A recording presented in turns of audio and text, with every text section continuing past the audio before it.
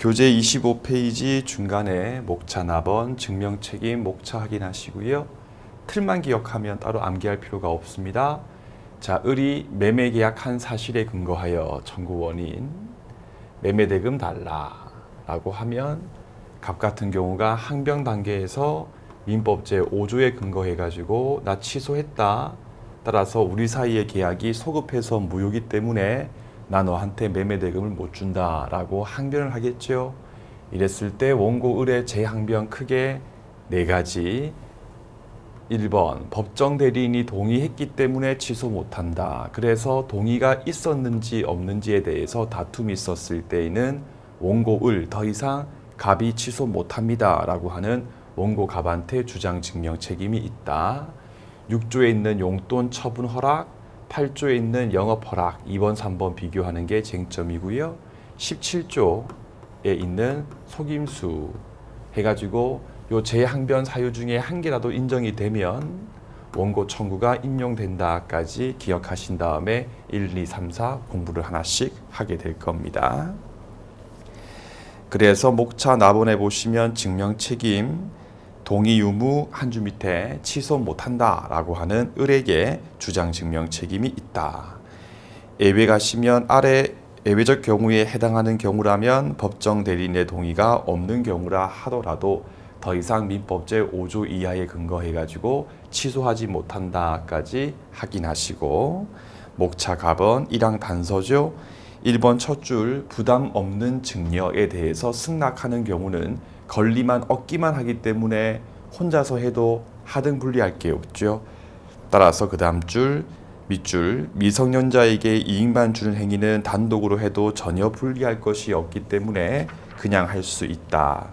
그런데 26페이지 제일 위에 보시면 부담부 증여의 경우는요. 부담부라고 하는 의무가 붙지 않습니까? 따라서 권리만 취득하는 게 아니라 의무도 붙기 때문에 예외에 포함되지 않고요. 두 번째, 돈적으로 유리한 매매 계약한다. 조금 더 헐값에 샀다 하더라도 매매 대금에 대해서 지급해야 될 의무가 생기기 때문에 권리만 얻는 게 아니고 의무도 함께 지는 경우다. 그래서 이런 경우는 한 줄 밑에 의무도 함께 지는 행위이기 때문에 단독으로 하지 못하고 법대의 동의가 필요하고 법대의 동의를 받지 않고 했을 때에는 민법 제5조 이하에 의해서 취소할 수 있다까지 이해를 하시면 되겠습니다. 이제 목차 납언 가시면 첫 번째 1번입니다. 민법 제6조 용돈 허락이 있지요. 법정 대리인이 범위를 정해서 처분에 대해서 허락했을 때에는 임의로 처분할 수 있다까지 하시고요. 목차 갑언에 있는 의미는 참고만 하시면 되고요. 목차 납언의 내용이 매우 중요한 내용이 되겠습니다. 칠판 보시면 갑 같은 경우가 미성년자인 경우는요. 부모님께서 친권자의 지위가 인정이 되고요. 이렇게 부모님께서 친권자의 지위에 있었을 때에는 민법 규정에 의해서 대리권을 가지기 때문에 부모님이 법정 대리인이 되는 겁니다. 그런데 갑 같은 경우가 우리처럼 성년자인 경우라면 우리 부모님들께서는 우리가 이제 부양을 해드릴 분들이지 더 이상 친권자가 아니지 않습니까? 그럼 친권자가 아니면 더 이상 우리를 대리할 수 있는 법정 대리인 또 아니기 때문에 법정 대리권이 소멸된다라고 하는 거예요. 자, 그런데 민법 제6조의 경우는요. 용돈 주면서 허락을 했다 하더라도 미성년자의 지위를 계속 유지하기 때문에 부모님들이 친권자에 해당하는 거거든요. 따라서 법대도 계속 가지고 있는 거예요. 그런데 우리 교재 27페이지 상단 민법 제8조 제1항 읽어보시죠. 미성년자가 법대로부터 영업 허락이 있었을 때에는 제일 끝에 성년자와 동일한 능력이 있다라고 해가지고 의제해버리거든요. 따라서 민법 제8조에 근거해가지고 처분 허락과 달리 8조에 근거해가지고 영업 허락이 있었을 때에는 영업 관련된 사항만큼은요. 성년자와 똑같이 처리가 이루어진다. 그 말일 꼴 더 이상 부모님께서 영업사항 같은 경우는 친권자가 아니기 때문에 법정 대리권도 소멸된다. 그래서 6조하고 8조하고 헷갈리면 안 된다. 똑같은 내용이 갑 같은 경우가 혼인을 해버리면 법률 혼을 말합니다. 성년 의제가 돼버리거든요. 그럼 됐으니까 역시 또 부모님 같은 경우가 더 이상 친권자가 아니기 때문에 법정 대리권이 없어지는 거다. 따라서 6조하고 한번 끊고 8조 혼인에 의한 성년 의제하고 확실하게 비교해가지고 정리를 해두시면 되겠습니다. 8조가 이미 나왔기 때문에 6조도 중요한 겁니다. 6조 한번 읽어볼게요. 26페이지 중간에 목차 나번입니다. 6조에 있는 처분, 용돈, 허락을 받은 경우도 단순 동의의 경우와 똑같다. 따라서 그 범위에서 법정 대리인의 더 이상 동의 없이 미가 단독으로 계약 등을 할 수 있다는 것에 불과할 뿐 법정 대리인의 대리권이 없어지는 것도 아니고 미가 똑같은 능력 갖는 것도 아니다. 그러므로 법대는 여전히 그 처분에 대해서 유효하게 대리 행위를 할 수 있다. 각주 10번 보시면 영업 허락에 있는 8조 1항이나 혼인에 의한 성년 의제의 경우는 성년자와 동일한 능력이 인정되고 그 범위에서 법정 대리인의 대리권도 소멸된다. 그럼 대리권이 소멸됐으니까 더 이상 그 다음 줄 유효한 대리 행위를 할 수 없다까지 확인하시면 되겠습니다. 다시 위에 있는 판례 박스에 있는 판례 보도록 할게요. 1번은 됐고 여러분들 2번만 보시면 될 것 같아요. 자, 2번 사례 부분 가시면요. 갑 같은 경우가 18세 3개월 조금만 있으면 이제 나이가 찰 그 상태죠. 갑 같은 경우가 이제 을 회사하고 신용카드 이용 계약을 했고요. 을하고 병 사이에서 가맹점 계약을 했고요. 갑하고 병 사이에서 갑이 신발 같은 거 사고 카드 결제하는 물품 구입 계약을 했습니다. 근데 이때 이 갑 같은 경우가 알바에서 해서 아르바이트를 했고요. 알바를 할 때 친권자인 부모님의 허락을 받고 친권자의 허락을 받아가지고 알바해가지고 월 소득이 60만 원 정도 있었어요. 그래서 60만 원 정도 내에서 이제 이러한 행위를 했던 거예요. 자, 그 뒤에 갑 같은 경우가 신용카드를 이용해서 물품 구입했던 계약에 대해서 민법 제5조에 근거해가지고 나 취소하겠다라고 주장을 했던 사안이거든요. 자, 이때 원심이 뭐라고 했냐면 일단 결론부터 갑 너 취소하지 못한다. 배척했다. 취소할 수 없는 이유가 무엇입니까? 라고 물어보니까 갑 네가 이렇게 해놓고 또 이제 와가지고 요 계약에 대해서 취소에 대해서 주장하는 거는 신의칙에 위반되기 때문에 취소하지 못한다라고 했습니다. 근데 우리가 지난 시간에 공부했지만 강행법규에 위반된 무효 주장을 신의칙에 의해서 제한을 가해버리면 강행법규의 입법 취지를 몰각시킬 수가 있기 때문에 그러한 무효 주장은 신의칙에 반하지 아니한다. 똑같은 거예요. 제한 능력에 근거해가지고 취소를 하는 것도 강행법규거든요. 그러면 제한 능력을 이유로 취소를 하는 것을 신의칙에 의해서 제한을 가해버리면 강행법규의 입법 취지를 몰각시킬 수가 있는 것이기 때문에 대법원이 원심은 잘못했다. 지금 무슨 말이냐. 신의칙 위반은 아니다라고 한 거예요. 해서 여러분들 이유가 되게 중요한 부분입니다. 결론만 암기하시면 안 되고요. 갑이 취소 못하는 이유를 꼭 기억하세요. 갑이 취소하지 못하는 이유는 신의칙 위반 때문이 아니라 갑은 취소 못하는데 그 이유가 갑이 알바할 때 친권자의 허락을 받고 했으면 그 알바 활동에 의해서 발생된 소득이었던 60만 원 정도 범위 내에서만큼은 묵시적으로 네가 써라, 용돈으로 써라 라고 허락한 것으로 볼 수 있기 때문에 민법 제6조에 있는 묵시적 처분 허락이 있었기 때문에 취소 못하는 것이지 신의칙 위반이 아니다까지 기억하시면 되겠습니다.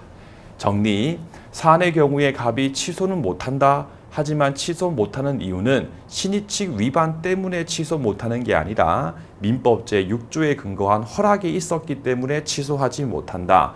해서 여러분들 민법 시험 문제 풀 때 이유와 결론이 있었을 때 옳은 지문은 둘 다 옳은 게 옳은 지문입니다. 그러면 결론이 옳다 하더라도 취소 못하는 이유가 틀렸을 때에는 틀린 지문 처리를 꼭 하셔야 한다까지 말씀을 드리겠습니다. 그래서 26페이지 제일 끝에 첫 줄 강행법규, 그 다음 밑줄 배척한다면 강행법규의 입법 취지를 몰각시킬 우려가 있기 때문에 그 다음 줄 취소하는 것이 신의칙 위반이라고는 할 수 없다. 알겠죠? 근데 이번에 보시면 민법 제6조에 있는 허락은 명시, 묵시도 다 가능하다. 따라서 미의 행위가 법정 대리인의 묵시적 동의나 허락 처분이 있는 것에 해당하는 경우라면 미 같은 경우는 동의나 허락이 있었기 때문에 더 이상 취소하지 못한다 해서 요것 때문에 취소하지 못하는 거지 신의칙이 아니다까지 꼭 기억을 해주시면 되겠습니다. 그래서 우리 교재 여러분들 15페이지 제일 위에 가서 한 번 더 읽어봅시다. 제일 위에 거래의 안전을 희생시킨다 하더라도 제한 능력자 보호전의 입법 취지를 고려하면 원칙적으로 신의칙에 근거해가지고 민법 제5조 이하 즉 제한 능력을 이유로 의사표시를 취소하는 것에 대해서 제한을 가하는 것은 허용되지 않는다. 즉 5조에 근거해가지고 취소하는 것 자체가 신의칙 위반은 아니다까지 같은 내용이니까 같이 정리를 하시면 되겠습니다. 이제 우리 교재 27페이지 가시고 영업허락 1항을 읽었고 여러분들 2항 보세요. 법정 대리인은 제1항에 있는 영업허락에 대해서 전면적으로 취소를 하거나 제한을 가할 수 있다. 다만 선의의 3자에게는 대항하지 못한다. 목차 가번에 보시면 첫 줄 끝에 특정한 영업이라고 하는 것은 영업의 종류가 특정되어 있는 것을 말한다. 문방구를 해라, 뭐를 해라 이걸 말한다. 하나의 영업의 일부에 대해서만 허락하거나 제한을 가하는 것은 허용되지 않는다 해서 문방구 해라 대신에 문방구 안에 있는 물품 중에 10만 원 이하까지는 네가 팔고 10만 원 초과하는 물건은 네가 팔지 마라. 그렇게 하는 것은 거래의 안전을 심각하게 침해할 수가 있기 때문에 허용되지 않는 거거든요. 근데 여러분들 방금 읽었던 그 문장에 있는 제한과 8조 제2항에 있는 제한의 의미는 차이가 있죠. 여러분들 같은 뜻 아닙니다. 자, 먼저 본문에 있는 방금 봤던 제한은 제가 얘기했죠. 너 물건 팔 때 10만 원 이하까지만 네가 팔고 10만 원 초과하는 물건은 네가 팔지 마라 라고 제한을 가하는 것은 허용되지 않습니다. 그런데 위에 있는 민법 제8조 2항에 있는 제한은 그게 아니라 제일 처음에 친권자들께서 그 갑한테 영업에 대해서 허락을 할 때 영업을 한 개만 허락한 게 아니고 두 개에 대해서 허락을 한 거예요. 너 문방구도 하고 빵집도 해라. 그렇죠? 근데 빵집을 너무 못하는 거예요. 그랬을 때 야, 너 빵집은 더 이상 하지 마라. 그 제한을 의미하는 것이기 때문에 영업 허락에 대해서 2개 이상 했다가 1개 이상을 그만둬라 라고 하는 게 제한인 것이고 그 밑에 있는 본문에 있는 제한 같은 경우는 하나의 영업 활동 중에 일정 금액 이상 초과 나눠서 하는 부분에 대해서 금지를 하고 있는 제한이기 때문에 그 두 가지는 제한이라고 하는 글자만 똑같을 뿐 의미는 전혀 다른 것이기 때문에 문맥을 파악해서 읽어주시면 되겠습니다. 목차 나번 방금 봤던 6조와 비교하는 거 영업 허락이 있었을 때에는 성년자와 동일한 능력이 있다.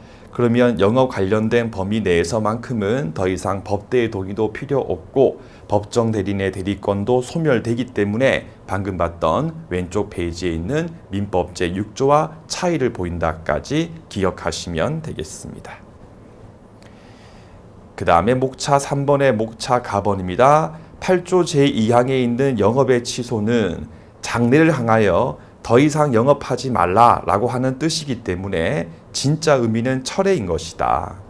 따라서 영업에 대해서 전면적으로 다 하지 마라, 취소, 2개 중에 1개 하지 마라, 제한 둘 다 철회에 불과한 것이기 때문에 장래효만 있는 거다. 그리고 영업에 대해서 허락에 대해서 취소 등을 했다 하더라도 선의의 3자한테 대항하지 못한다까지 하신 다음에 8조에 있는 2항에 있는 취소하고 민법 제5조에 있는 취소하고 혼동하시면 절대 안 돼요, 여러분들. 민법 제5조에 있는 취소는 여러분들 아무런 동의나 허락도 받지 않고 미성년자가 상대방과 만나서 계약을 했을 때에 그 계약에 대해서 여러분들 취소하는 것을 의미하는 것이고요.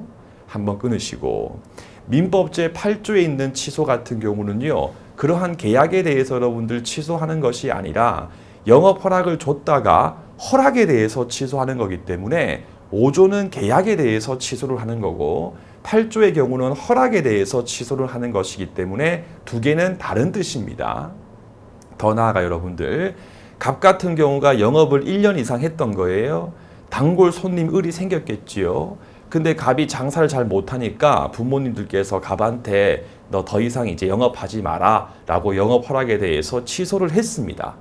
그런데 갑이 그 사실을 숨기고 선의의 을과 계속적으로 영업 활동을 할 수 있지 않습니까? 그런 경우에는 을을 보호할 필요성이 있기 때문에 을이 선의인 경우라면요, 을한테 대항하지 못한다. 즉 영업 활동에 의한 계약상 책임까지는 갑한테 있다까지 읽어주시면 되겠습니다. 그래서 민법 제5조에 있는 취소하고 8조 취소도 취소라고 하는 글자만 똑같을 뿐이지 그 의미가 아예 다른 내용이기 때문에 문맥상 구분해가지고 앞에 거는 아무런 동의나 허락 없이 해서 계약에 대해서 취소했을 때 취소, 지금 보고 있는 8조의 같은 경우는 허락에 대해서 취소, 그 두 개를 구분해서 읽어주시면 되겠습니다. 밑에 목차 나번 제7조 법정 대리인은 미가 아직까지 계약 등을 하기 전까지는 전이죠. 민법 제5조에 있었던 동의, 6조에 있었던 용돈 허락 같은 경우도 취소할 수가 있는 거다. 똑같습니다. 이 취소도 동의나 허락에 대해서 취소하는 거기 때문에 방금 봤던 민법 제8조의 내용과 똑같은 거니까 실질적 의미는 철회니까 장래효고, 취소 또는 한 사실을 모르고 선의의 3자가 거래 행위했을 때에는 똑같이 8조 2항처럼 제3자가 선의이면 보호된다까지 똑같이 한번 읽어주시면 되겠습니다. 밑에 목차 나번이죠. 성년의제, 혼인 같은 경우는 사실혼 관계가 아니라 원칙적으로 혼인신고를 마친 법률혼 관계를 의미하는 겁니다. 그 다음 페이지, 성년의제가 되는 범위는 사법적 관계의 하나거든요. 따라서 담배 피고 술 사 먹고까지는 안 된다까지 이해를 하시면 되겠습니다. 목차 라번에 보시면 1번 뒤에 또 나오죠. 대리인은 능력자임을 요하지 않고요. 2번 중요한 거, 무효의 경우와 달리 취소의 경우는요, 민법 제1사공조에 의해서 취소권자만 취소권 행사할 수가 있거든요. 제한자 같은 경우도 취소권은 행사할 수 있습니다. 그런데 각주에 보시면 추인, 취소할 수 있는 행위의 추인은 취소의 원인이 종료한 뒤에만 할 수 있습니다. 따라서 미 같은 경우는 아직까지 제한 능력 상태에 있기 때문에 취소의 원인이 종료한 이유가 아니거든요. 따라서 추인은 할 수가 없다까지 기억하신 다음에 요 이유 부분은 또 뒤에서 배우실 거니까 오늘 야무지게 정리를 할 부분은 미성년자의 경우에 단독으로 취소권은 행사할 수 있지만, 알겠죠? 단독으로 추인은 할 수 없다. 결론만 정확하게 먼저 암기해 두시고 제가 나중에 민총 D 무효 취소에 가서 다시 한 번 더 설명을 드리겠습니다. 3번도 첫 줄 읽으시면 되죠. 근로기준법 등에 의했을 때 친권자 등의 경우는 당연히 근로계약을 대리하는 것은 허용되지 않겠죠. 그런데 일단 근로계약이 유효하게 체결돼서 미가 일단 일을 했을 때에 그 다음 밑줄 임금의 지급을 청구하는 것은 단독으로 해도 하등 분리할 게 없으니까 할 수 있다까지 읽어주시면 되겠습니다. 그 다음에 목차 3번 가시면 법정 대리인에 관한 부분 가실게요. 목차 나번에 보시면 동의권이 필요하고 그 다음에 대리권이 있고 취소권이 있다까지 하신 다음에 미성년자의 법정 대리인 같은 경우는 동의권도 있고 대리할 수도 있고 동의가 필요한데 동의를 받지 않고 했을 때에는 취소권도 행사할 수 있다까지 꼭 확인하시고, 2번 봤던 거 8조의 경우와 달리 민법 제5조 혹은 6조의 경우에 의해서 동의를 하거나 용돈을 주면서 허락한 것에 불과했을 때에는 법정 대리권 자체가 없어지는 게 아니다. 따라서 5조 동의, 6조 용돈 허락을 했을 때에는 여전히 친권자인 법대가 대리 행위를 할 수 있다까지 확인하시면 되겠습니다. 이제 목차 2번 가시면 이의 상반 행위 있지 않습니까? 그러니까 갑하고 을 사이에서 갑이 친권자고 을이 이제 민데 그 둘 사이에서 을에게 불리하고 갑한테 유리한 행위를 갑이 직접적으로 대리할 수 있다고 해버리면 갑 같은 경우가 친권 행사에 대해서 공정하게 하지 않고 자기를 위해서만 할 수가 있지 않습니까? 따라서 친권의 공정한 행사에 대해서 더 이상 기대할 수가 없기 때문에 직접적으로 하지 말고 특별 대리인 뽑아서 처리를 하라까지 의의는 한번 눈으로 대충 읽으시면 되고 29페이지 가신 다음에 제일 위에 2번입니다.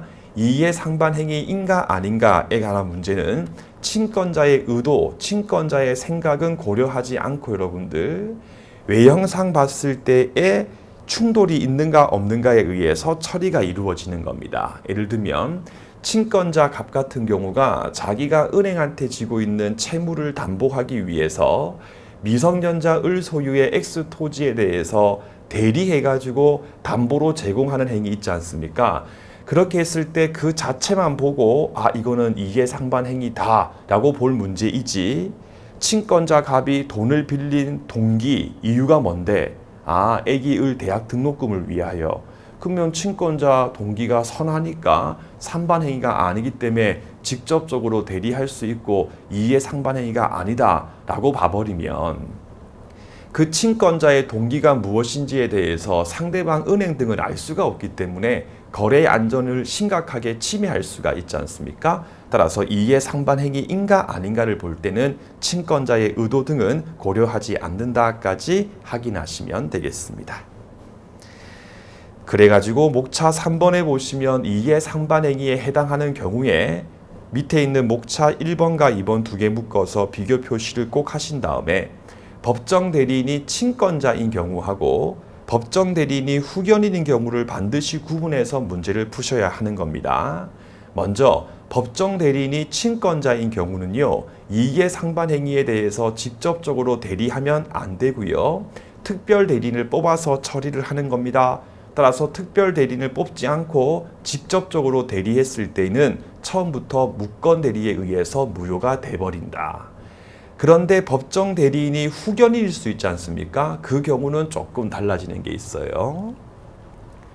그래서 이제 A가 애기인데 A한테 부모님이 안 계실 수도 있지 않습니까? 그런 경우는 후견인 B가 생기거든요. 후견인 B 같은 경우도 법정 대리인입니다. 이때 이 B 같은 경우가 후견이란 말이 이제 일본말로서 좋지 않은 표현인데 뒤에서 돌봐준다는 뜻이거든요. 근데 B가 이제 A한테 제대로 안 할 수가 있지 않습니까? 그러니까 법원 같은 경우가 B를 보고 B는 조금 믿기 좀 힘들다 싶었을 때에는 후견 감독인을 선임해가지고 보냅니다. 그럼 C가 B를 감독하게 되는 거예요. 알겠죠? 근데 후견 감독인의 경우는 임의적 사항에 불과하다. 즉 반대말이 필수기 때문에 필수가 아니다는 얘기거든요. 그 말인즉 후견 감독인이 있을 수도 있고 없을 수도 있다는 얘기예요. 그럼 책을 읽을 때 후견 감독인이 있는 경우와 없는 경우를 구분해서 풀어야지 틀리지 않습니다. 읽어볼게요. 후견인 또 친권자와 마찬가지로 이해 상반 행위를 하는 경우는 직접적으로 대리하면 안 되고요. 특별 대리인의 선임에 대해서 청구해야 된다. 한번 끊고 다만 후견 감독인이 있는 경우에 그러면 다만 앞에 문장은 후견 감독인이 없는 경우고 없었을 때에는 친권자와 똑같이 특별 대리인 뽑아서 처리를 해라. 다만 후견 감독인이 있었을 때는 후견 감독인 C가 대신 대리할 수 있기 때문에 특별 대리인을 선임할 필요가 없다까지 정리를 하시면 되겠습니다. 그래서 친권자인 경우는 심플하게 특대 뽑아라. 안 뽑고 직접 했을 때는 무건 대리에 의해서 무효. 끝. 후견인인 경우는 조금 더 지문을 읽으면서 후견 감독인이 없는 경우와 있는 경우, 특히 있는 경우에는 특별 대리인을 뽑을 필요 없이 후견 감독인에 의해서 처리가 이루어진다까지 확인하시면 되겠습니다. 그 다음에 목차 4번 보시면 이른바 친권 남용의 문제인데 여러분들 우리 교재 92페이지를 보실게요.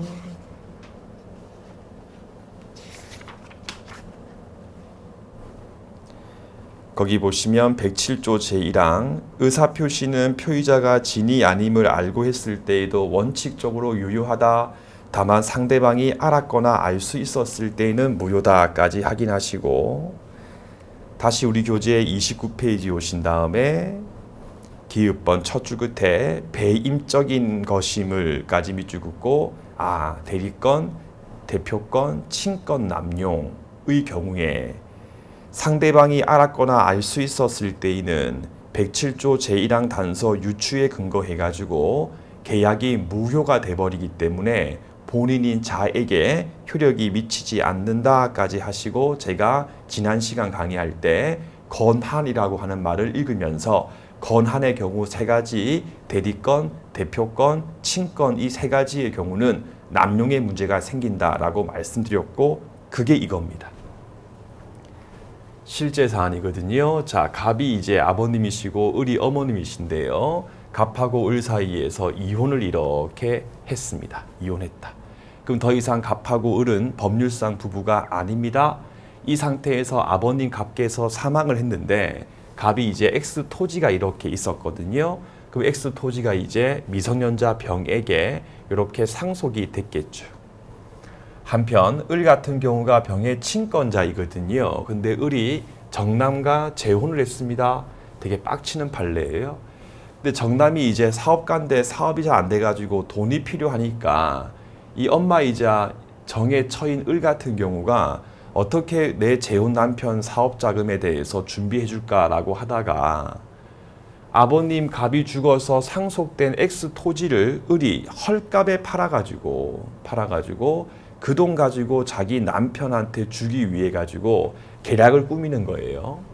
그래가지고 을이 병의 법정 대리인의 지위에서 X 토지를 헐값에 매매했습니다. 헐값에 급매한 이유는 그 매매 대금 가지고 재혼 남편 사업 자금을 마련하기 위해서. 그러니까 대리 행위를 한 이유가 병을 위해서 한 게 아니고 제3자의 이익이죠. 제3자의 이익을 위해서 대리 행위를 했죠. 근데 이 매매 계약의 상대방이었던 A 같은 경우가 알 수 있었어요. 이러한 점에 대해서. 이랬을 때 A 명의로 소이등기 됐을 때에도 A 명의 등기는 무효 등기에 불과합니다. 무효 등기에 불과하다. 그 이유가 뭐냐면 방금 봤지만 을이 이렇게 친권 남용을 했을 때 제3자의 이익을 위해서 친권 남용했을 때에 그 매매 계약의 상대방이었던 A 같은 경우가 그 남용적 배임적 의사에 대해서 알았거나 알 수 있었을 때에는 민법제 107조 1항 단서 유추에 근거해가지고 매매 계약 자체가 무효다. 그러면 매수인 A 명의의 소이등이 유효하려면 매매 계약 자체가 유효했을 때 유효할 수가 있지 않습니까? 그 매매 계약 자체가 107조 1항 단서에 의해서 무효가 됐기 때문에 A 명의의 등기도 무효 등기다까지가 원래 있었던 판례의 법리입니다. 근데 이 최신 판례가 왜 중요하냐? 사안에서 A가 다시 한 번 더 B한테 X 토지를 매도하고 B 명의로 등기가 됐었습니다. 근데 이 B 같은 경우는 선이에요. 선이 몰랐어요. 이랬을 때 B가 민법제 107조 제2항 유추에 근거해가지고 보호될 수 있는가 없는가에 대해서 그동안 판례가 전혀 없었거든요. 드디어 판례가 나오게 된 겁니다. 해서 우리 판례의 논리 107조 제1항 단서가 유추가 된다면 2항도 함께 유추가 된다는 거예요. 따라서 비록 A 명의의 등기가 무효 등기라 하더라도 A와 거래했던 B 같은 경우가 선의인 경우라면 B 같은 경우는 107조 제2항에 의해서 보호가 돼버리기 때문에 B는 소유권을 취득할 수 있다까지 기억하시면 되겠습니다. 짧게 정리하겠습니다. 남용, 친권 남용의 경우에 107조 1항 단서에 의해서 상대방 A 명의 등기가 무효가 됐을 때에도 A와 거래했던 제3자 B가 선의이면 B는 107조 제2항에 의해서 보호될 수 있다까지 하시고요. 혹시 지금 이 수업 듣는 분들 중에 107조 제2항이 뭐더라 라는 생각이 드시는 분들께서는요, 빨리 92페이지 가서 107조 제2항을 빨리 보고 다시 리플레이를 하시면 되겠습니다. 그래서 우리 교재 29페이지 중간에 니은번입니다. 외형상 형성된 관계를 기초로 새로운 관계였던 선의의 3자 B에게는 107조 제2항 규정 유추에 근거해 가지고 그 누구도 더 이상 무효다라고 주장하지 못한다. 왜? 보호돼 버리니까. 그럼 이때 이 비의 선의인가 악의인가에 대해서 다툼이 있었을 때에는 민법 총칙은 항상 선의가 원칙이거든요. 따라서 비가 선의가 아니고 악이기 때문에 107조 제2항에 의해서 보호될 수가 없습니다. 라고 주장하는 측이 주장 증명 책임을 진다까지 확인하시면 되겠습니다. 그래서 제3자 비의 악이란 점은 무효에 대해서 주장하면서 비명의 등기 말소해줘요. 보통 병이죠. 병이 이제 비를 상대해 가지고 민법 제214조에 근거해서 비명의 이전 등기에 대해서 말소 청구를 구할 거니까 병이 판사님 비도 악이었기 때문에 비도 보호될 수가 없습니다. 라고 하는 병에게 주장 증명 책임이 있다까지 확인하시면 되겠습니다. 다음에 여러분들 950조는요. 제가 엄청 수업 시간에 강조를 많이 해도 정말 많은 분들께서 계속 놓치는데 핵심부터 말씀드릴게요. 여러분들. 그래서 조금 본인께서 조문 읽을 때 좀 뒤죽박죽 있는 성격이시라면 적어두세요. 민법 제950조는 법정 대리인 중에서도 후견인의 경우만 적용됩니다. 친권자의 경우는 적용될 수가 없습니다.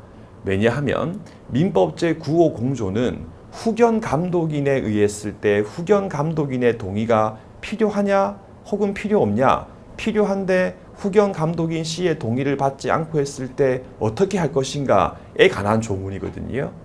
그럼 친권자는 여러분들 후견 감독인이 있을 수가 없지 않습니까? 그래서 1항 제일 앞에 보시면 후견인이라고 돼 있고 심지어 각주 13번에 보시면 책에 있죠. 친권자의 경우는 민법 제950조가 적용될 리가 없다까지 하신 다음에 요 조문에 대해서 정확하게 숙지를 하지 않아 버리니까 나중에 나오는 15조 1, 2, 3항에서 2항과 3항의 차이점에 대해서 파악을 하지 못해 가지고 자꾸 틀리게 되는 겁니다. 정확하게 해서 후견인이 피후견인 애기 등을 대리해서 다음 각호 행위를 하거나 다음 각호 행위에 대해서 동의를 할 때는 후견 감독인이 있으면이라고 한 이유가 방금 했죠. 후견 감독인의 경우는 필수 기간이 아니고 임의에 불과하기 때문에 둘 수 있다지 두어야 한다가 아니거든요. 그럼 없을 수도 있는 거예요. 그럼 없으면요. 당연히 없으니까 그 감독인의 동의 없이 그냥 할 수 있는 겁니다. 후견 감독인이 있으면 그 감독인의 동의를 받고 해라. 알겠죠? 1항 영업, 2항 돈 빌리는 거, 4호 부동산 같은 거 중요한 거 사고 팔 때까지만 읽어주시고 암기까지 할 필요는 없습니다. 2항에 보시면 후견 감독인 C가 있고 후견 감독인 C의 동의가 필요한 행위인데 후견 감독인이 마땅히 동의를 해주는 게 필요한데 막 고집 부리면서 꼬장 부리면서 동의를 일부러 해주지 않는 경우도 있을 수가 있지 않습니까? 그래서 애기 이익 침해될 우려가 있음에도 불구하고 동의를 하지 않고 동의권에 대해서 남용했을 때에는 가정법원은 후견인 B가 청구를 하게 되면 후견 감독인 C의 동의에 대신할 수 있는 허가를 받아서 할 수 있는 거다. 3항입니다. 후견 감독인 C의 동의가 필요한 행위인데 후견 감독인 C의 동의 없이 했을 경우에는 제 끝에 취소할 수 있다. 취소 밑에 처음부터 무효이다 라고 하면 틀린 지문 처리하고 여러분들 제한 능력자 파트는 전부 다 취소 사유입니다. 무효가 없어요. 따라서 원칙적으로 유효하지만 적법한 제척 기간 내에 취소권 행사에서 취소하면 서구 무효가 된다까지 조문 그대로 읽어주시면 되겠습니다. 그 다음에 30페이지 가시면 제일 위에 피성년 후견인이다. 정신적 제약으로 사무 처리할 능력이 거의 거의 없었을 때에는 피성년. 우리 교재 31페이지 중간에 피한정 후견인 의 부분 가시면 정신적 제약으로 말미암아 사무 처리할 능력이 부족했을 때에는 피한정입니다. 따라서 결여, 부족 그 두 가지를 바꿔서 틀린 지문 잘 구성합니다. 결여가 피성년, 부족이 피한정까지 꼭 기억하시고 다시 우리 교재 30페이지 가신 다음에 요건 부분에 가시면요. 목차 나번에 본인 또 청구할 수가 있다 해서 본인, 배우자, 사촌인의 친족 등등등의 청구가 필요하다. 따라서 가정법원 직권사항이 절대 아니다.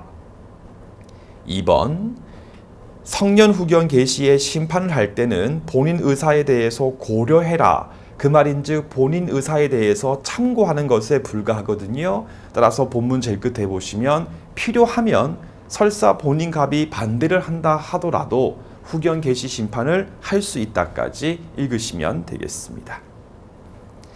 이제 목차 3번입니다. 능력 제10조 1항 보시면 원칙적으로 피성년 후견인이 했던 계약은 후견인의 동의 유무와 관계없이 그냥 취소할 수 있는 게 원칙이다. 근데 여러분들 31페이지 제일 밑에 보시면 피한정 후견인 1항 찬찬히 읽어보세요. 읽었으면 칠판 보시면 됩니다. 10조에 있는 피성년 후견인의 능력하고 13조에 있는 피한정인의 능력하고 절대 두 개를 혼동하시면 안 되고요. 뉘앙스의 차이가 있습니다. 먼저 피성년 후 같은 경우는요. 원칙적으로 취소할 수 있습니다. 이때 중요한 게 여러분들 후견인이 동의를 했던 안 했건 관계없이 즉 동의 유무와 무관하게 언제나 취소할 수 있는 게 원칙입니다. 따라서 후견인이 동의를 했다 하더라도 직접적으로 피성년 후견인이 상대방 만나가지고 계약했을 때에는 취소할 수 있고 제가 조금 뒤에 비교 정리를 다시 하게 될 겁니다. 다만 예외적으로 잔존 능력을 활용하기 위해서 법원이 야 너 10만 원 미만까지는 네가 할 수 있어. 이렇게 취소 못하는 범위에 대해서 정해줄 수 있고요. 더 나아가서 일용품같이 대가가 가도하지 아니한 경우 칫솔, 비누 같은 거 있지 않습니까? 이런 경우는 예외적으로 취소 못한다. 요컨대 원칙적으로 취소할 수 있는 게 원칙이고 예외적으로 취소할 수 없는 경우에 대해서 정해두는 거예요. 그런데 13조 여러분들 피한정 후 같은 경우는요. 주의하실 게 원칙적으로 행위 능력자입니다. 따라서 원칙적으로 취소 못합니다. 다만 예외적으로 법원 같은 경우가 너는 1억 이상 거래 행위를 할 때는 너 혼자서 하지 말고 후견인의 동의를 받고 해라. 받지 않고 했을 때에는 취소할 수 있다라고 해서 예외적으로 취소할 수 있는 범위에 대해서 정해주는 거예요. 그럼 취소할 수 있는 범위인데 후견인의 동의를 받지 않고 했을 때에는 예외적으로 취소할 수가 있는 거다. 해서 둘 사이에서 뉘앙스의 차이가 분명히 있기 때문에 그거부터 꼭 차별 대우하시고 그 다음 다시 안에 있는 조문을 읽으시면서 책을 보시면 되겠습니다. 놓치시면 큰일 나요, 여러분들. 그럼 다시 30페이지 오셔가지고 10조 제1항 동의 유무와 무관하게 취소할 수 있다. 2항 제1항에도 불구하고 가정법원 같은 경우는 남아있는 능력을 활용하기 위해서 취소할 수 없는 범위에 대해서 정할 수 있고 그 없는 10만 원 범위 내의 행위를 했을 때에는 취소하지 못한다. 근데 여러분들 그 갑의 잔존 능력, 갑의 상태가 더 악화돼 버리면 능력이 더 좁아질 것이고 좀 상태가 좋아지면 넓어질 수가 있지 않습니까? 그래서 3항에 보시면 법원 같은 경우는 청구에 근거해가지고 제2항에 있는 범위를 바꿀 수 있다. 상태가 좋아지면 조금 더 늘려줄 수 있고 상태가 더 안 좋아지면 더 좁게 바꿀 수 있다. 4항 일용품 같은 것들은 취소할 수 없다까지 읽으시면 되겠습니다. 31페이지 제일 위에 보시면요. 동의권은 인정되지 않는다 해서 다시 30페이지 제일 밑에 대리권 인정돼요. 취소권도 인정됩니다. 다만 동의권은 없다까지 기억하시고 정말 중요한 내용입니다. 칠판 보시고요. 다시 기초부터 동의라고 하는 말과 대리라고 하는 말의 기본 구조에 대해서 정확하게 파악하자. 동의라고 하는 것은 여러분들 A가 피후견인, A가 피후견인 B한테 동의를 해주면 B가 직접 상대방 C를 만나가지고 계약하는 게 동의의 문제예요. 대리는 여러분들은 B가 직접 C를 만나가지고 계약하는 것이 아니라 후견인 또는 법정 대리인이 B를 위해서 현명을 하고 직접 상대방 C를 만나가지고 하는 거거든요. 이때 이제 A 같은 경우는 C한테 현명을 하죠. 저 본인 B의 대리인 A입니다. 이게 대리예요. 그러면 동의는 본인인 B가 C를 직접 만나서 계약하는 게 동의의 문제. 대리 같은 경우는요, 직접적으로 B가 C를 만나는 게 아니라 B를 대신해서 대리인 A가 C를 만났을 때는 대리다까지 꼭 기억하신 다음에 로마자 2번입니다. 을 같은 경우가 성년 후견인이고 갑 같은 경우가 피성년 후견인이다 라고 했을 때에 민법 제10조 1항을 보시면요, 동의에 대해서 아무런 말이 없지 않습니까? 따라서 피성년 후견인 갑을 위한 성년 후견인 을에게는 동의권이라고 하는 것이 처음부터 부정돼 버립니다. 따라서 을이 갑한테 동의를 해줘 봐야 동의는 의미가 없는 거거든요. 그래서 갑 같은 경우는 갑이 직접 병을 만나가지고 계약했을 때는 을의 동의 유무와 무관하게 언제나 취소할 수 있다라고 하는 거예요. 알겠죠? 근데 만약에 갑 같은 경우가 미성년자이고 을 같은 경우가 미성년 후견인이었을 때에는 이 을한테는 권한이 3개 다 있죠. 대리권, 동의권, 취소권이 다 있지 않습니까? 따라서 이 경우는 을의 동의가 의미가 있는 거예요. 따라서 을한테 동의권이 인정되기 때문에 을이 갑한테 동의를 해줬고 갑이 동의를 받고 병과 계약 등을 했을 때에는 민법 제5조에 근거해가지고 취소할 수 없다까지 꼭 2개를 비교해서 피성년 후견인은 설사 동의를 받고 했다 하더라도 취소할 수 있고 미성년자의 경우는 동의를 받고 했을 때에는 더 이상 취소 못한다. 그래서 17조 제1항과 2항이 나오게 되는 거죠. 피성년 후견인의 경우는 실제로 동의가 있었어도 취소할 수가 있지 않습니까? 따라서 갑이 병한테 뻥친 거예요. 속임수 써가지고 동의서를 위조해가지고 동의가 있었다라고 하면서 계약했을 때에도 취소할 수 있는 거야. 왜? 원래 동의가 있었어도 취소할 수가 있었으니까 동의가 없는데 있었다고 뻥친 경우에도 취소할 수 있게 해주는 거예요. 그런데 갑 같은 경우가 미성자인 경우라면 이 갑이 상대방 병한테 우리 엄마 아빠가 동의했어요 라고 동의서 위조해가지고 속임수 썼을 때에는 더 이상 취소 못하는 거예요.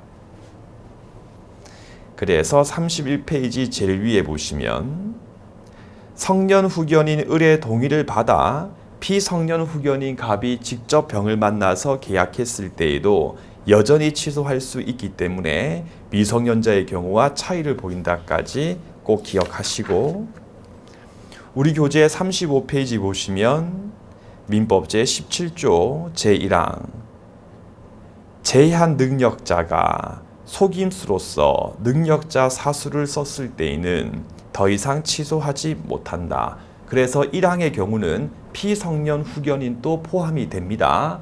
그럼 갑이 병을 만나가지고 저 능력자입니다 라고 사기를 쳤을 때에는 1항에 의해서 더 이상 갑 측은 취소 못합니다. 그런데 2항을 보시면 미 또는 피한정 후견인이 써가지고 법대의 동의가 없었는데 있다고 뻥쳤을 때에도 취소할 수가 없다. 그 2항에 보니까 미성년자 그리고 피한정 후견인까지만 나와 있지 피성년 후는 없지 않습니까? 그 이유가 얘는 실제로 동의가 있었어도 취소할 수 있기 때문에 동의가 있었어도 뻥친 경우에도 여전히 취소할 수 있으니까 1항과 2항 사이에 주어의 차이가 있다까지 꼭 이해가 필요합니다. 해서 요건 부분 가시면 목차 가번에 속임수를 썼을 것에서 제일 끝에 보시면 피성년 후견인은 법정 대리인의 동의서를 위조하는 방법 등으로서 속임수를 썼다 하더라도 여전히 취소할 수 있다. 매년 나오고 올해도 나왔어요. 아주 중요한 부분이니까 꼭 정리를 부탁드리겠습니다.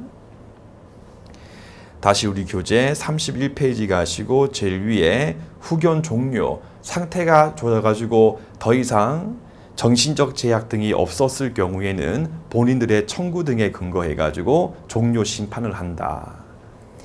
2번, 종료 심판했을 때에도 종료하고 난 다음부터 이제 정상인이 되는 겁니다.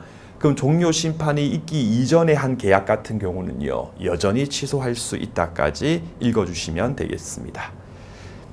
성년 후견 종료 심판은 장래를 향해서 효력을 가질 뿐이다. 따라서 종료 심판이 있기 전에 갑 같은 경우가 병가했던 계약 같은 경우는 여전히 종료 심판 이후에도 취소할 수 있다까지 책만 읽어내시면 됩니다. 피한정 후견인 부족이고요. 목차 2번에 목차 나번에 보시면 똑같아요. 본인 또 청구할 수 있고요. 그 다음 밑줄 직권할 수 없고요. 본인 의사에 대해서 고려사항에 불과하기 때문에 본인이 반대해도 필요하면 개시할 수 있다까지 읽으시고요. 2번입니다. 실질적 요건에 대해서 구비했다. 즉 정신적 제약이 있어가지고 사무 처리할 능력이 결여 또는 부족된 상황에 있었다 하더라도 형식적 요건, 즉 청구에 근거해가지고 후견 심판이 있기 전까지는 행위 늦어요. 능력자. 따라서 그 사유가 있다 해도 청구에 의해서 심판이 있기 전까지는 행위 능력자이기 때문에 그 상태에서 이루어진 행위는 취소할 수 있다 없다? 취소할 수가 없는 거다.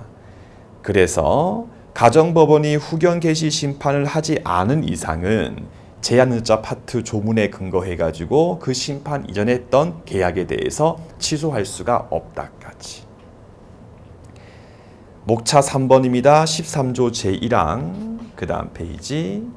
원칙적으로 단독으로 유효하게 행위할 수 있다. 다만 했던 거 가정법원은 피한정 후견인이 동의를 꼭 받고 해야 될 범위에 대해서 정할 수 있고 그 범위 내의 행위인데 동의를 받지 않고 했을 때에는 취소할 수 있는 예외가 있다. 이 항도 마찬가지죠. 제 끝에 그 범위에 대해서 변경 등을 가할 수 있다. 3항도 마찬가지죠. 한정 후견인의 동의가 필요한 행위인데 한정 후견인이 피한정 이익에 대해서 침해될 우려가 있음에도 불구하고 동의하지 않고 고집 피우고 버티고 있었을 때에는 가정법원은 피한정인의 청구를 하게 되면 그 한정 후견인의 동의에 대신할 수 있는 허가를 할 수 있다. 그럼 그 허가를 받고 상대방과 계약했을 때에는 더 이상 취소하지 못합니다. 사망 여러분들 조심할 게 뭐냐면 한정 후견인 B가 있잖아요. 요 B 같은 경우가 정당한 이유도 없이 막 고집을 피우면서 동의를 하지 않고 있었을 때에는 그냥 상대방과 계약할 수 있다면 틀린 질문입니다. 그래도 그냥 상대방과 계약하는 것이 아니라 그 한정 후견인 B의 동의에 가름할 수 있는 가정법원의 허가를 받고 하기 때문에 그냥 하는 게 아니라 가름하는 허가를 받고 한다까지 정확하게 책을 읽어주시면 되겠습니다. 사항입니다. 한정 후견인의 동의가 필요한 행위인데 피한정 후견인이 동의를 받지 않고 했을 때에는 취소할 수 있다. 다만 또 일용품 같은 것들은 취소하지 못한다까지 또 읽으면 됩니다. 목차 4번 됐고요. 목차 5번 똑같습니다. 한정 후견 개시 원리 종료 소멸했을 때에는 한 줄 밑에 청구에 근거해가지고 종료 심판한다. 그 밑에 2번이죠. 똑같이 심판했을 때부터 장래효다. 그럼 종료 심판 있기 이전에 동의가 필요했는데 동의를 받지 않고 한 행위는 여전히 취소할 수 있다까지 똑같이 익혀주시면 되겠습니다. 그 다음에 피특정 후견인 보실 건데요. 칠판 잠깐 볼게요, 여러분들. 자, 피특정 후견인은 조문 규정의 편의상 같이 있어서 같이 서술이 이루어지지만 우리가 방금 봤던 분들과 좀 차이가 있어요. 지금 무슨 말인가 하면 미성년자의 경우는요, 제한자 맞습니다. 피성년 후견인의 경우에도 제한자 맞습니다. 그런데 피한정 후견인의 경우는 원칙적으로는 행위 능력자이고요. 법원이 야, 너 단독으로 못합니다. 후견인 동의를 받고 하세요 라고 했던 그 범위 내에서만큼은 제한자가 되는 거예요. 그러면 요 3명 같은 경우는 어찌되었건 제한자가 될 수 있는 여지가 있기 때문에 취소할 수 있는 여지가 있죠. 취소할 수 있는 사유가 인정될 수가 있지 않습니까? 근데 여러분들 피특정 후견인 같은 경우는요, 주의하세요. 같이 있지만 이분은 행위 능력자입니다. 따라서 피특정 후견인은 절대 그분이 직접적으로 했던 계약에 대해서 사기나 강박 말고 제한 능력을 이유로서는 취소할 여지가 없는 거예요. 그러니까 제한 능력을 이유로 한 취소는 할 여지가 없기 때문에 첫 번째 141조 단서가 적용될 수가 없어요. 한번 보고 오시죠. 조문을. 그래서 141조 단서 같은 경우는 제한 능력을 이유로 취소했을 경우에 반환 범위는 선악불문하고 현존이익이다. 그럼 그 단서라고 하는 것은 제한 능력을 이유로 취소했을 때 나오는 거거든요. 근데 피특정 후 같은 경우는 처음부터 제한 능력을 이유로 취소할 수가 없기 때문에 단서가 적용될 수가 없어요. 두 번째 여러분들 민법제 135조 제2항을 보시죠. 무건 대리 파트에 있어요. 무건 대리인 책임에 관한 규정이었죠. 거기 2항에 보면 무건 대리 행위인 을 같은 경우가 제한자인 경우에는 1항상 책임을 지지 않는다라고 돼 있지 않습니까?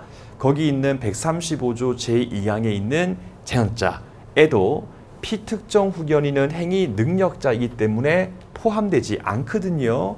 따라서 피특정 후견인 을 같은 경우가 만약에 무건 대리 행위를 했고 나머지 요건을 다 구비했을 때에는 상대방 병은 135조 1항에 근거해가지고 피특정 후견인 겸 무건 대리인 을한테 책임을 물을 수 있다까지 집중 강의니까 한번 미리 확인을 부탁드리겠습니다. 그래서 의의는 읽으시면 되고 33페이지 보세요. 목차, 상단, 납언, 절차, 본인 등의 청구가 필요하고 2번 중요하죠. 피성년, 피한정까지는 본인 의사에 대해서 고려하는 것에 불과하기 때문에 그분들께서 반대를 해도 필요하면 후견 개시의 심판을 할 수가 있었습니다. 그런데 특정 후견회 같은 경우에는 본인의 의사에 반하면 할 수가 없다. 즉 성년 한정의 경우와 달리 본인 갑이 반대하면 후견할 수가 없다까지 비교해서 읽어내시면 되겠습니다. 그리고 3번입니다. 한정 후견 같은 경우는요, 포괄적으로 대리를 하는 거거든요. 근데 특정 같은 경우는요, 시간적으로 사무에 특정된 사무라고 하는 범위 한도 내에서 후원, 도와주는 것에 불과하기 때문에 한정 후견과 달리 특정 후견 심판을 하는 경우는 기간 또는 사무 범위에 대해서 정한다까지 또 비교해서 읽으시면 되겠습니다. 그리고 목차 3번입니다. 한 줄 밑에 비록 같이 있지만 피특정 후견인은 완전한 자다. 따라서 제한 능력을 이유로 취소할 수가 없습니다. 그래서 각주 15번이 제가 방금 했던 설명이거든요. 한 번 더 읽을 테니까 복습할 때 꼭 한 번 더 조문 찾아가지고 확인 부탁드릴게요. 그러므로 각주 135조 제2항에 있는 제한자에는 피특정 후견인이 포함되지 않는다. 그 말인즉 무건 대리인의 책임을 진다. 그리고 피특정 후견인의 행위는 처음부터 제한 능력을 이유로 취소할 수가 없기 때문에 141조 단서가 적용될 수 없다까지 읽으시면 되겠습니다. 다시 이제 위에 목차 가번의 지위는 참조만 하시고 나번의 건한 부분 가시면 피특정 후견인은 방금 봤지만 행위 능력자다. 따라서 그를 돕기 위한 특정 후견인에게는 원칙적으로 동의권, 취소권 인정되지 않는다까지만 보시면 되고 제가 지금 보지 않고 넘기는 부분은요. 사실상 친조법의 부분이기 때문에 나오기 힘든 부분이니까 패스하시면 되고 제가 지금 강의했던 내용까지만 읽어주시면 충분하겠습니다. 종료도 34페이지 제일 위에 보시면 원래 여러분들 정신적으로 큰 문제가 없어가지고 출발할 때 특정 후견으로 출발했습니다. 근데 여러분들 그 갑이 상태가 진짜 악화돼가지고 성년이나 한정 후견에 의해서 도움이 필요한 경우도 있을 수가 있지 않습니까? 그래서 읽어볼게요. 가정법원은 피특정 후견인의 상태가 악화돼가지고 성년 내지 후견, 한정 후견 개시의 심판이 필요해서 심판할 때는 이제부터 그 포괄적인 후견 제도에 의해서 보호할 수가 있기 때문에 굳이 특정 후견에 대해서 유지할 필요가 전혀 없지 않습니까? 따라서 성년 한정 후견 개시 심판을 할 때는 특정 후견 심판에 대해서 종료한다까지 읽으시면 되겠습니다. 왜 더 이상 필요 없으니까. 3번도 똑같아요, 여러분들. 모든 후견 심판 종료 같은 경우는 장래효에 불과하기 때문에 장래효 옳은 지문이고 소구표 있다면 다 틀린 지문 처리하시면 되겠네요.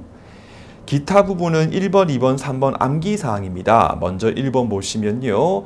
법인 같은 경우는 미성년 후견인은 될 수 없습니다. 스킨십이 필요하니까. 나머진 다 될 수 있다. 2번에 보시면 미성년 후견인은 1명밖에 안 됩니다. 2명, 3명 덧버리면 올 때마다 A, B, C가 있고 A기 갑이 있었을 때 A가 갑한테 B, C를 막 헌담을 하고 또 B는 또 갑한테 A, C에 막 헌담을 해버리면 그 A기의 인격 형성에 대해서 문제가 생길 수가 있기 때문에 미성년 후견인은 반드시 1명이다. 나머지는 다 여러 명 들 수 있습니다. 근데 조심할 게 3번입니다. 미성년, 선년, 한정, 특정 관계없이 법인 또 후견 감독인은 될 수 있는 거예요. 해서 여러분들 이제 법인의 경우에